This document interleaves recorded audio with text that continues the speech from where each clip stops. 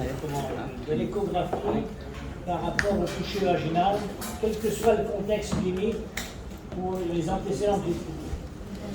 Par contre, en population générale, population à bas risque, l'intérêt clinique reste à confirmer. C'est essentiellement le problème de l'accouchement prématuré. Cái siêu âm đo chiều dài cổ tử cung thì có cái giá trị tiên đoán tốt nhất trong những cái trường hợp sinh non. Còn trong cái quần thể nói chung thì không có giá trị gì nhiều. Alors, vous voyez que là, on peut comprendre que au niveau du toucher vaginal, vous êtes dans un doigt, le majeur est dans le cul-de-sac vaginal postérieur, et on est sur le col, et vous ne pouvez pas apprécier la longueur du canal endocervical. Donc l'intérêt de l'écho, c'est de chiffrer la longueur totale du canal cervical, qui est ici, hein, et puis l'aspect de l'orifice interne du col. Le toucher original ne va pas vous l'apporter. Siêu âm thì sẽ mang lại những cái thông tin bổ sung thêm vào cái việc mà việc thăm dò thăm âm đạo bằng tay không cho phép đánh giá hết. Ví dụ như là về chiều dài cổ tử cung thì thăm âm đạo bằng tay không thể cho ta phép ta đánh giá được. Và thứ nữa là cái hình thái của cái lỗ trong của cổ tử cung thì chỉ siêu âm độ rõ thì mới cho phép ta đánh giá được hình thái.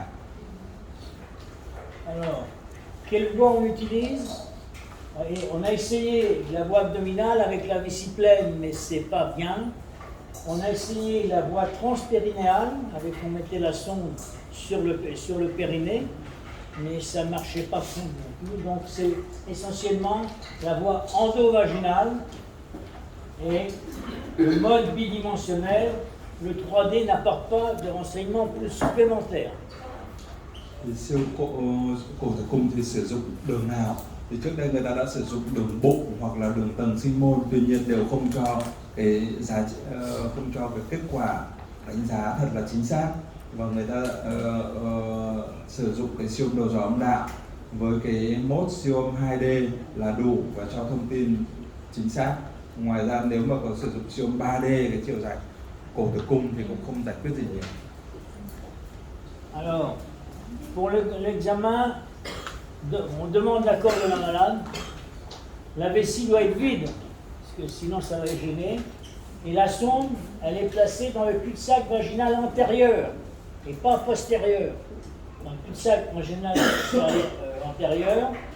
Et on commence l'examen par une coupe axiale. On introduit notre sonde de façon axiale, hein, pour bien visualiser l'orifice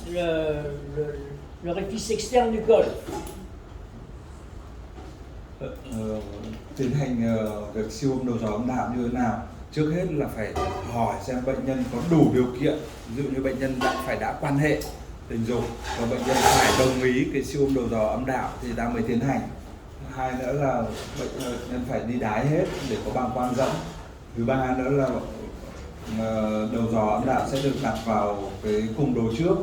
Và thứ tư nữa là người ta sẽ bắt đầu trên cái lát cắt ngang để nhìn thấy cái lỗ ngoài cổ tử cung bên trong. Alors, vous voyez, donc on introduit la sonde et on voit le canal, on voit l'orifice externe du col. Các bạn nhìn thấy, người ta thấy lỗ ngoài cổ tử cung. Et à ce moment-là, on fait une rotation de la sonde de 90 degrés et vous avez en coupe sagittale la longueur du canal cervical.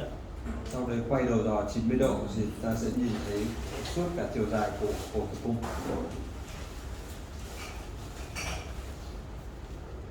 Et ce qu'il va falloir prendre en compte, c'est l'aspect du canal cervical, l'aspect de l'orifice interne du col et la notion de protrusion des membranes, s'il y a les membranes qui viennent dans le col.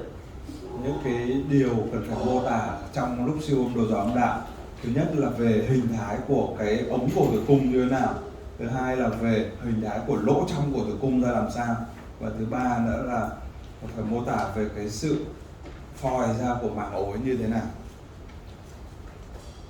Et voilà, par exemple, ici vous avez un aspect du canal cervical dans son ensemble, la longueur et la largeur.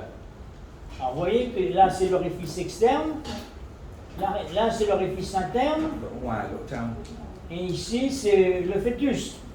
thai nhi. Donc il faut que vous soyez bien, les deux berges doivent être symétriques. Et Và phải thấy hai cái thành của âm đạo, thành của cổ tử cung nó đối xứng nhau. alors généralement, le col il est normalement fermé. Et vous voyez que de temps en temps, on a un col qui est trop bien visible. Et donc ça, il faut s'en méfier. Il faudra vérifier qu'en appuyant sur la tête, l'orifice interne ne s'ouvre pas.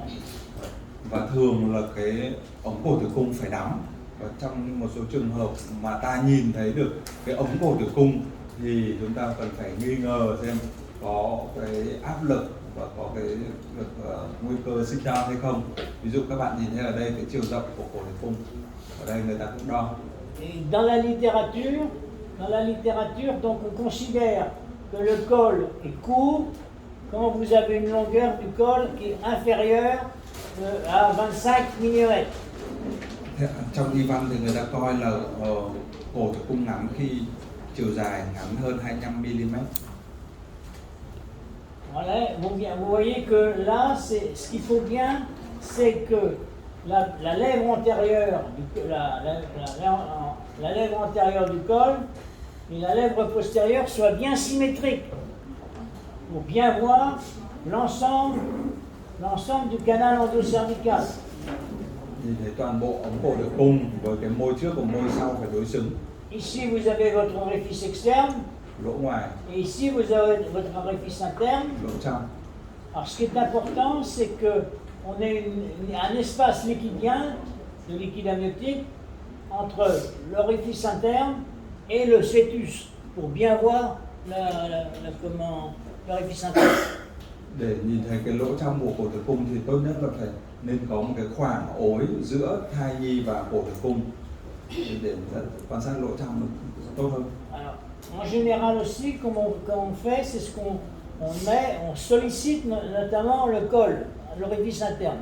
Alors, avec votre sonde, vous gardez votre sonde avec votre col, et souvent on appuie sur le fond de l'utérus. Alors, quand il y a des contractions, c'est pas la peine parce que la contraction va contracter l'utérus et appuyer sur le col. Et sinon, vous appuyez sur le fond de l'utérus et vous amenez le fœtus sur l'orifice du col pour voir si le col s'ouvre. Est-ce que vous comprenez ça? Oui. Donc, c'est ce qu'on appelle la manœuvre active de l'orifice interne.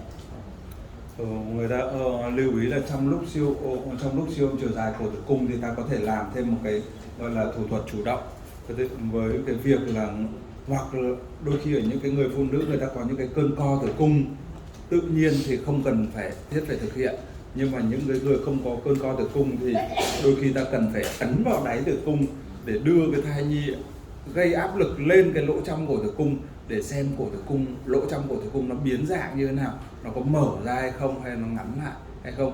Bởi vì đôi khi với cái nghiệm pháp chủ động đấy thì chúng ta sẽ quan sát cái lỗ trong và đánh giá cổ tử cung nó chính xác hơn, cũng như cái nguy cơ sinh non nó rõ hơn.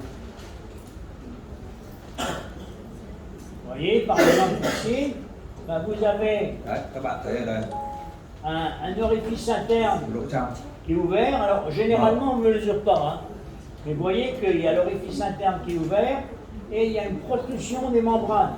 Và thấy cái sự thò vào đầu gối.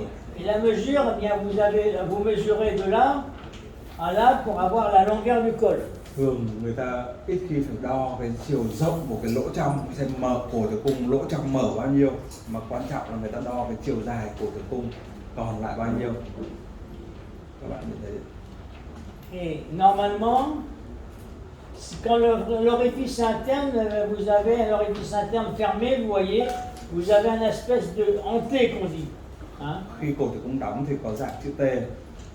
Donc vous voyez le canal cervical, ống cổ tử cung, l'orifice externe, lỗ ngoài, l'orifice interne. lỗ trong. Et là, vous appuyez sur faire bien descendre la tête sur l'orifice interne pour voir s'il ne s'ouvre pas. S'il ne s'ouvre pas, ça veut dire qu'il n'y a absolument pas de risque.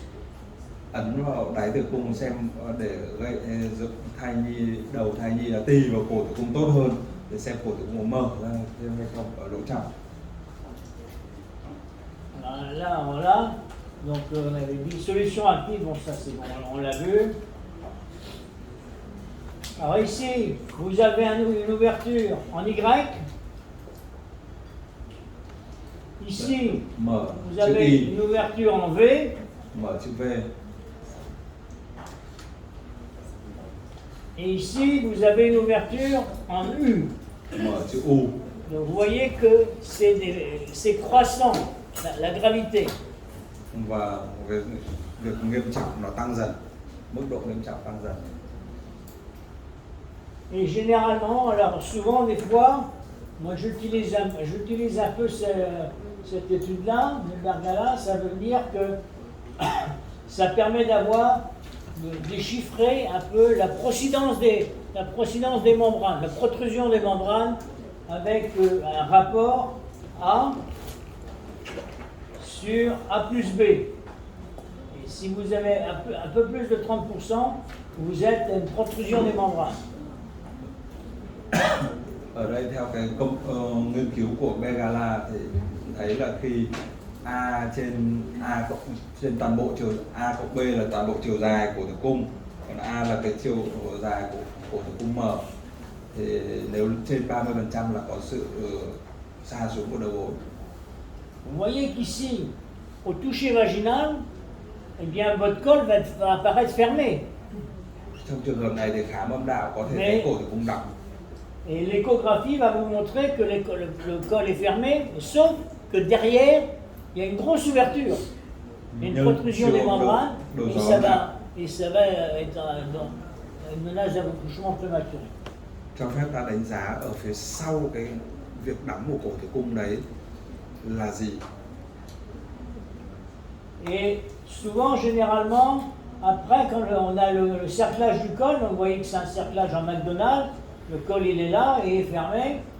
Alors, moi je fais souvent l'écho du col après cerclage pour savoir exactement comment est l'arrière du cerclage. Vous voyez ici sur les fils du cerclage, le col est fermé, mais il y a un risque de protrusion des membranes et un risque, si vous avez des facteurs mécaniques, de la rupture des membranes. Donc il faut que les malades, les patients soient au repos. Parce que le col est fermé, mais s'il sollicite, vous avez une rupture des membranes. Trên đây là cổ tử cung được khâu vòng theo phương pháp McDonald, và ông Cole có chia sẻ là ông ấy thường xuyên siêu âm đo cái chiều dài cổ tử cung sau mỗi khi khâu vòng để đánh giá là xem cái mũi khâu được đặt ở đâu và có sự sa xuống của đầu gối hay không. Bởi vì trong những cái trường hợp mà cổ tử cung mở và vẫn còn cái sự sa xuống của đầu gối, thì nếu như bệnh nhân vận động hay làm việc hay gây áp lực lên thì nó dễ dàng bị vỡ cái túi ối. Voilà. Donc vous voyez que c'est pas compliqué, mais Đó, il faut que vous soyez bien symétrique, les deux lèvres du col, bien Nhưng mà symétrique. cần phải để cái lát cắt siêu âm để thấy cái môi trước và môi sau thật là đối xứng nhau.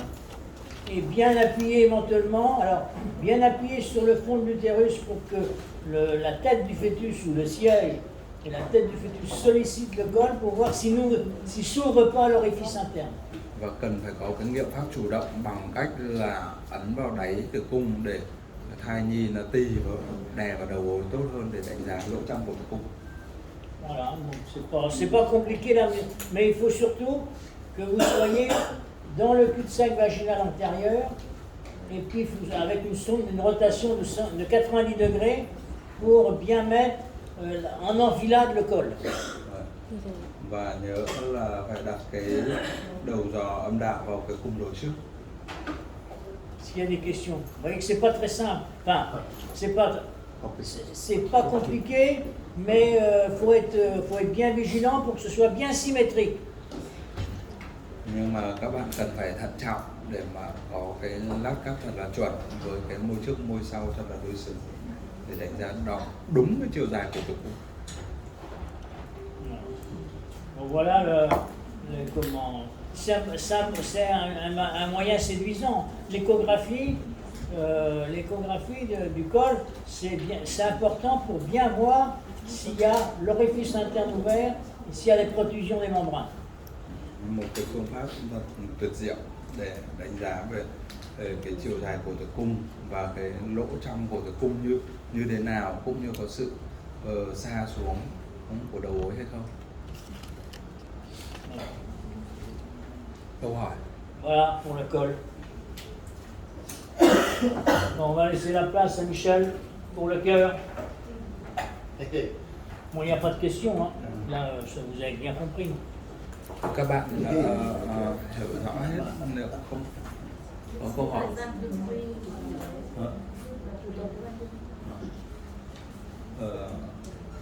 Đánh giá thường quy không Échographie du cône, est-ce que c'est nécessaire et on fait systématiquement à quel terme? Ah non, c'est pas systématique l'échographie du col. Hein, alors, si par exemple dans les grossesses multiples, on attend grossesse multiple, on a l'intérêt quand même de faire une échographie du col parce que ça permet de juger la longueur s'il y a une ouverture. Il y a deux situations. Le col. Theo ông Cô Lê thì cái siêu âm cổ tử cung thì không cần thiết phải làm thường quy và chỉ có giá trị trong những trường hợp có tiền sử hoặc là bệnh nhân có nguy cơ cao như là bệnh nhân song thai. Il y a deux situations où l'écho du col va être, pendant la grossesse va avoir son intérêt. C'est au premier trimestre, dans les grossesses gémellaires, au moment où on fait l'écho de datation. Là oui, parce que on sait que s'il y a des femmes qui ont naturellement des cols un peu courts, ça peut être un renseignement. Et la deuxième situation, c'est lorsqu'il y a eu un antécédent de fausse couche à répétition tardive, et pour savoir justement poser ou non l'indication du cerclage. C'est les deux situations. Après, on ne le fait pratiquement plus. Avant, on faisait tous les mois sur les grossesses gémellaires. Maintenant, on a abandonné. On le fait que sur indication. Elle a Damari qui contracte. Bon. Mais de principe, de façon systématique, au premier trimestre, pour les grossesses gémellaires et sur les antécédents de fausses couches tardives à répétition. Tardives, hein, pas les fausses couches précoces. Hein. Les fausses couches, l'idéal qui a fait une ou voire deux fausses couches tardives, genre des fausses couches à 18-20 semaines.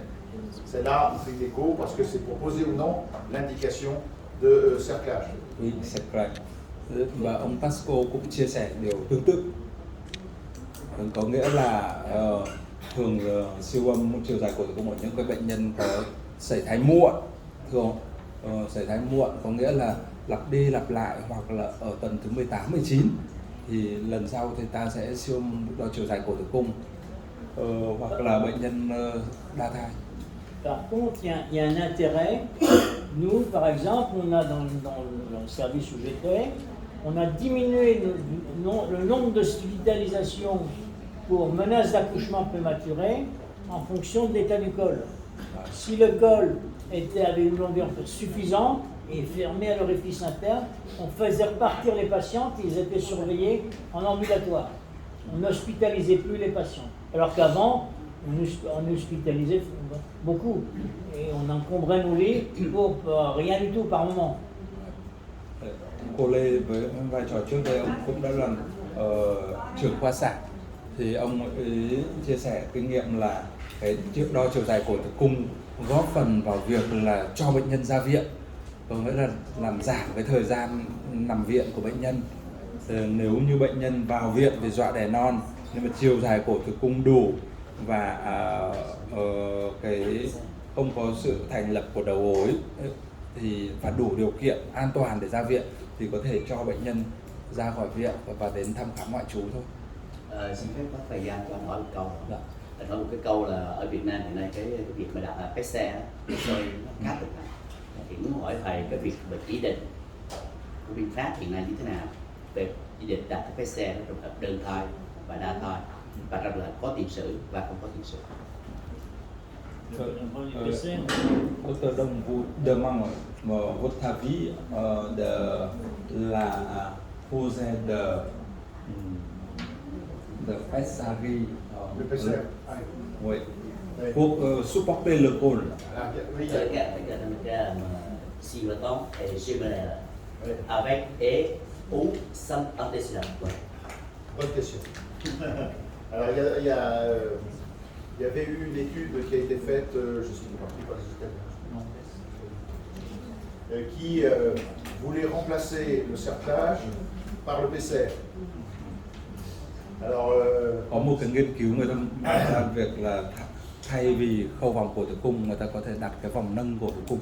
et en fait, il y avait deux écoles. Il y en a qui étaient pour, il y en a qui étaient contre, mais ça, il n'y avait pas de, c'était pas significatif. Et puis c'est un PCR particulier, hein. C'est la forme du PCR, c'est une forme de cône. C'est pas le PCR classique du prolapsus, hein, c'est pas du tout la même chose. J'avoue que nous on l'a utilisé une ou deux fois. Une fois bien, ça a marché, mais je ne suis pas sûr que s'il y avait eu, qu'il n'y avait rien eu, ça aurait marché. Et l'autre fois, ça n'a pas marché du tout, puisque la dame avait un col long, ouvert plutôt, et puis elle a fait une hauteur de la poche des os alors qu'elle avait le PCR. Donc, il ne faut pas oublier que si vous faites un geste au niveau du col, par exemple le cerclage, vous mettez un PCR, c'est une porte d'entrée des microbes. Et quelquefois, faire un cerclage de sauvetage, on risque d'aggraver le problème d'infection locale. Et souvent, les modifications du col sont dues à des infections à minima, mais locales, avec une infection du pôle inférieur de l'œuf. Alors, pour revenir pour les PCR, moi je sais que on les dit 2-3 fois. Mais bon, je crois que là, en France, actuellement, il y a quasiment personne n'utilise le PCR. Ouais. Il y a une chose, bon c'est vrai le repos, ça c'est sûr. Le cerclage, on a fait des cerclages de sauvetage, c'est-à-dire des dames qui arrivaient même sur des grossesses singletons, hein, qui arrivaient avec un col raccourci du genre à 18 semaines, avec un col raccourci et qui contractait pas trop, avec un antécédent. Col raccourci, 18 semaines, avec un antécédent de fausse couche tardive, ou qui ont échappé au cerclage de principe à 13-14 semaines. Parce que la dame n'a pas voulu, parce que son col était encore relativement long à 13-14 semaines, et de faire des cerclages de sauvetage à 18 semaines, entre 18 et 24 on va dire, c'est d'une part c'est difficile à faire, parce que d'une part il y a un œdème, le col, passer le col, vous avez vu l'image que Michel a montré où on voit la ficelle, on voit le cerclage. Ouais. Le cerclage, quand on fait un cerclage par voie basse, il n'est jamais très haut. Il est quand il est à, on va dire à 2 cm, 3 cm de l'orifice externe du col, mais jamais plus haut.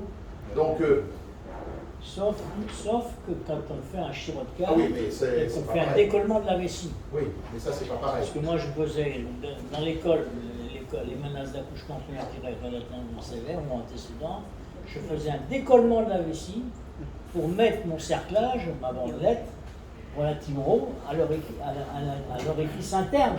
Oui, c'est pas pareil. C'est pas pareil. Et c'est des cerclages qui sont souvent définitifs. Ouais, et c'est plus compliqué. Et c'est plus compliqué. Nous, on a eu une histoire malheureuse comme ça, où un cerclage d'une dame qui avait, je ne sais plus combien, 4 ou 5 fausses couches tardives du genre 22, 23, 24 semaines, et elle avait eu un cerclage définitif.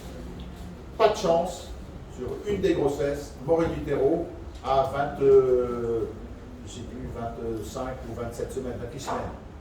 Sur un cerclage définitif, et ben, mort in utero, ben, le cerclage, tu coupes la ficelle, même si tu y arrives, Et ben, le col, il est comme ça. Il ne bouge pas. On a été obligé de lui faire une césarienne sur une mort in utero. Ça fait un peu désordre. Moi, les choses, c'est à cause du cerclage. Non, non, non, non, ça fait rien à voir. Non, Ça fait rien ça à n'a voir. rien à voir. Rien à voir. Mais ça empêche la Ah bah, pour l'évacuation, ouais, c'est... Le cerclage est quand même un corps étranger. Hein. Oui. Donc si tu veux, si tu n'as pas une bonne indication, tu as des cols qui sont les utérus contractiles et ça risque d'entraîner des fissurations des membranes. Et là, c'est un peu... On en fait de moins en moins. Hein. On en fait de moins en moins. On en fait de moins en moins des cerclages. Hein. C'est vraiment... à une époque, on a fait des cerclages à tout voir. Et maintenant, on en fait de moins en moins, de moins en moins, de moins en moins. Đấy, tóm tắt lại cái đoạn vừa rồi các bạn thấy là ông Pasco nói là có nhiều trường phái vẫn còn đang nghiên cứu và người ta tranh luận và hiện tại còn chưa ngã ngũ về cái chuyện là khâu vòng cổ tử cung tốt hơn hay đặt vòng nâng thì tốt hơn. Tuy nhiên thực tế là người ta sử dụng cái khâu vòng cổ tử cung cũng như là đặt vòng nâng cổ tử cung ngày càng ít. Và thứ nữa là khi đặt vòng nâng cũng như khâu vòng cổ tử cung, đặc biệt là khâu vòng nọc cổ tử cung nóng, lúc cổ tử cung đã mở và ngắn thì rất là có nguy cơ gây nên vỡ màng ối, bởi vì đôi khi chúng ta có thể làm trầm trọng thêm cái tình trạng viêm âm đạo, tình trạng nhiễm khuẩn đang còn tiềm tàng ở trong đấy bởi những cái việc là gây ra máu thêm. Kể cả việc đặt vòng nâng cũng làm gây trầm trọng thêm cái tình trạng nhiễm khuẩn đấy. Alors, avant de... faut quand même étudier le cœur du bébé. Ça peut servir. Alors, on va faire un rappel rapide sur le cœur normal. Et puis après, je vais vous montrer plein de vidéos de cœurs anormaux. Mais un cœur rapide sur le cœur normal parce qu'il faut bien comprendre comment est fait le cœur normal pour pouvoir essayer de voir le cœur anormal. Vous avez vu hier sur une situation d'écho qu'on a fait hier après-midi au DAN, où on était parti sur une anomalie et en fait ce n'était pas l'anomalie qu'on avait évoquée au départ. Donc il faut savoir bien étudier le cœur. Alors simplement pour rappeler une chose, la première chose, c'est Đầu tiên là ông sẽ giới thiệu các bạn